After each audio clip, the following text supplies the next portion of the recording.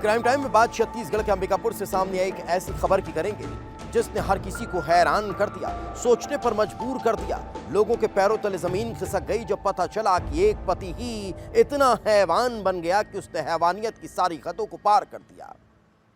एक महिला जिसने प्यार करने के बाद शादी करने के साथ ही 7 जन्मों तक साथ निभाने की कसमें खाई, जिस शख्स के साथ ये कसमें खाई गई वही शख्स उसकी जान का दुश्मन बन बैठा। उसके साथ न सिर्फ मारपीट की बल्कि उसे मौत के घाट उतार दिया गया और उनकी बच्चियों के सर से मां का साया छीन लिया। हैवानियत कुछ इस कदर अंजाम दी गई कि देखने और सुनने वालों की रूह कांप उठी और उन्हें दिल्ली का निर्भया कांड याद आ गया। ये रिपोर्ट देख लीजिए।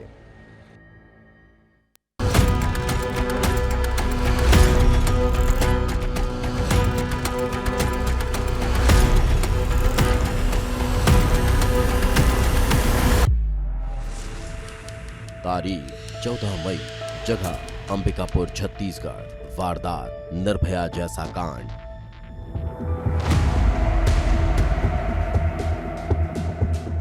अंबिकापुर मेडिकल कॉलेज अस्पताल। शाम का वक्त था, भीड़ थोड़ी कम हो चुकी थी। तभी भिट्टी कलाकार रहने वाला प्रदीप अपनी पत्नी रामबाई को लेकर अस्पताल पहुंचता है। प्रदीप बताता है कि उसकी पत्नी का एक्सीडेंट हो गया, जिसके बाद वो बाइक पर बांधकर उसे अस्पताल लाया। रामबाई खून से लथपथ थी, जगह जगह चोट के निशान थे। डॉक्टर इलाज शुरू करते हैं, लेकिन कुछ देर बाद ही उसकी मौत हो जाती है। डॉक्टर कुछ पूछते कुछ समझते इसके पहले कि प्रदीप अपनी पत्नी की लाश को छोड़कर अस्पताल से फरार हो जाता है। और फिर खुलासा होता है एक ऐसी खौफनाक वारदात का जो पूरे अंबिकापुर ही नहीं बल्कि प्रदेश को खिलाने वाली थी।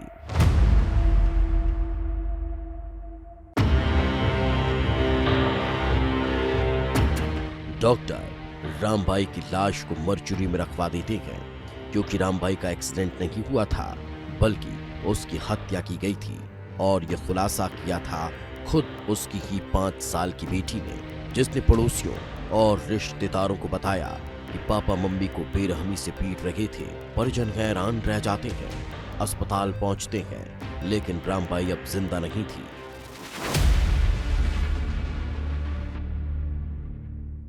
दीवार पोतत रहे, दीवार पोत के अब मैं लकड़ी लेहे बर गए तालाब कर भीट में। तो जब मोर संगता रही ना तो मन जब बाता चीता में बैठ गए तो 6:30 बज गई, 3:30 बजे कराल 6:30 बज गई। तो मैं लकड़ी लडोह के गए हमार घर में। और मोर पति अंबिकापुर में हिले रहीस। तो तीनों लड़का मोर जग गई, ए बाई। तो मैं कहता हूँ का होइस रे? कहते मोर माँ कर आए खर नहीं रेंगा थे, मर गई। तो मैं कहता चुप रही गए, सूतत तो है, धूप में ऐसा है तो सूतत है। ते करे लड़का मन चल देहिन घर में।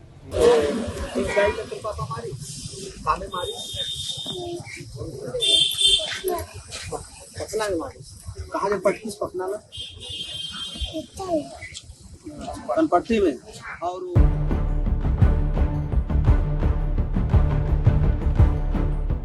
पुलिस को सूचना दी जाती है।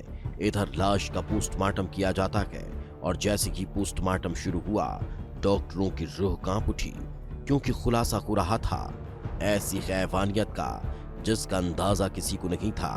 रामबाई के शरीर पर 1 या 2 नहीं बल्कि 17 चोटों के निशान थे, जो बता रहे थे कि उसे कितनी बेरहमी से पीटा गया है।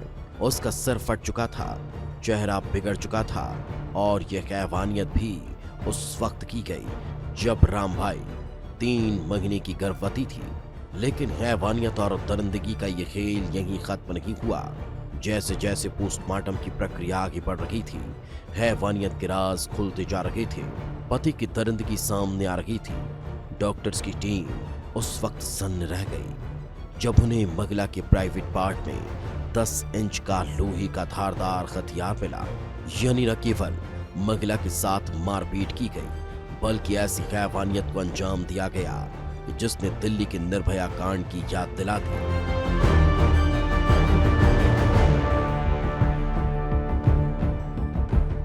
पीएम के दौरान हमने उसके शरीर के बाहरी भागों में 1 से अधिक गंभीर चोटें पाई हैं। लगभग 17 संख्या थी उसकी, और आंतरिक गंभीर चोटें भी हमने पाया है। शव परीक्षण के दौरान हमने पाया कि वह 3 माह की गर्भवती भी थी। उसके कमर के नीचे के हिस्से में, आंतरिक अंग में, हमने 10 इंच लंबा लोहे का रॉड भी बरामद किया है, जिसे विधिवत रूप से जब्त करके और अन्य आवश्यक साक्ष्य को संरक्षित करके संबंधित आरक्षक को सौंप दिया है।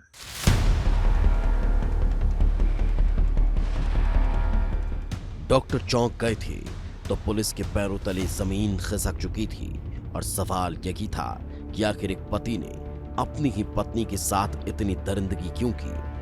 आखिर एक पति इतना हैवान कैसे हो सकता है कि अपनी गर्भवती पत्नी के साथ क्रूरता की सारी हदों को पार कर जाए।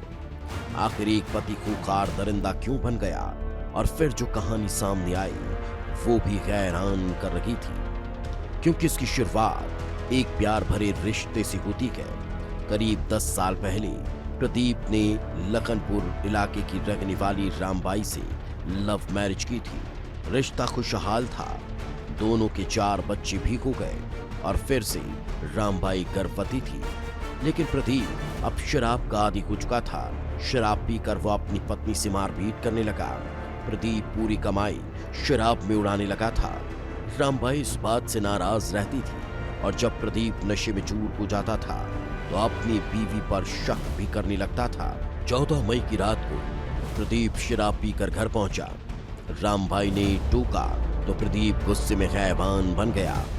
चारपाई की लकड़ी से उसे पीटने लगा, पत्थर से उसका सिर फोड़ दिया और फिर बेरहमी से उसकी हत्या कर दी। उस हैवानियत के निशान आज भी उसके घर में दिखाई दे रहे हैं।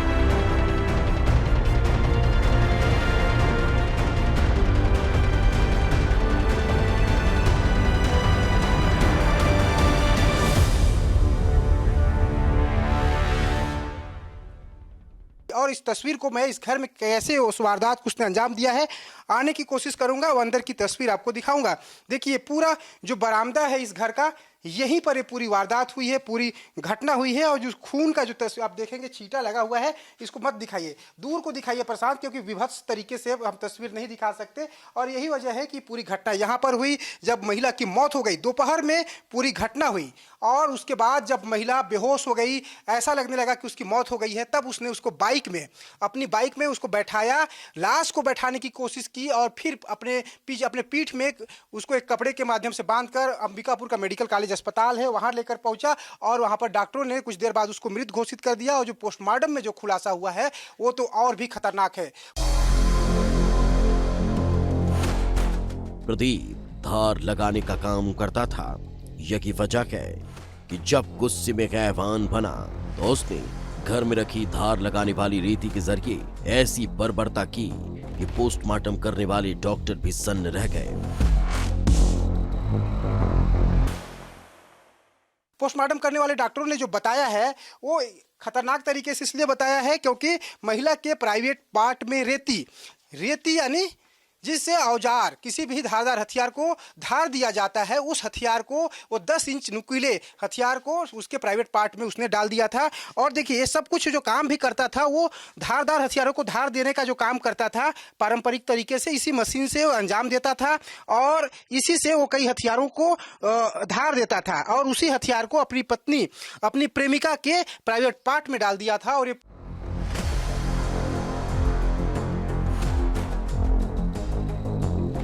प्रदीप आए दिन रामबाई से मारपीट करता था। शराब के नशे में वो हैवान बन जाता था। 14 मई की रात को जब प्रदीप मारपीट कर रहा था, उस वक्त बेटियों ने आसपास के लोगों से मां को बचाने की गुहार लगाई थी, लेकिन पड़ोसी मौके पर नहीं पहुंच पाए।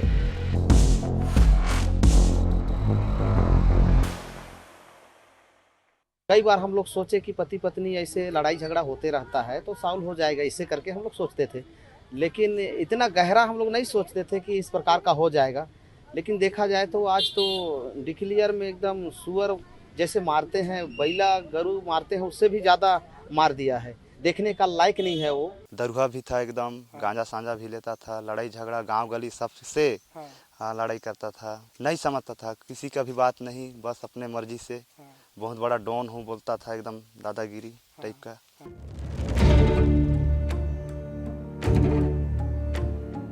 इधर पुलिस ने पति के खिलाफ हत्या का मामला दर्ज कर जांच शुरू कर दी।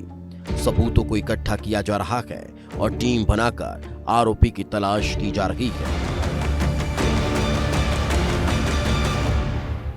थाना मणिपुर में हत्या का मामला दर्ज किया गया है, जिसमें कि एक पति द्वारा जो है अपनी पत्नी की मारपीट करके हत्या की गई है, जिसमें कि पति के द्वारा अपनी पत्नी को मारपीट करके उसको जिला हॉस्पिटल में जो था वो एडमिट कराया गया था और पत्नी जो थी वो जिला हॉस्पिटल में इलाज के दौरान मृत हो गई। उक्त संबंध में अपराध पंजीबद्ध कर विवेचना कार्रवाई की जा रही है।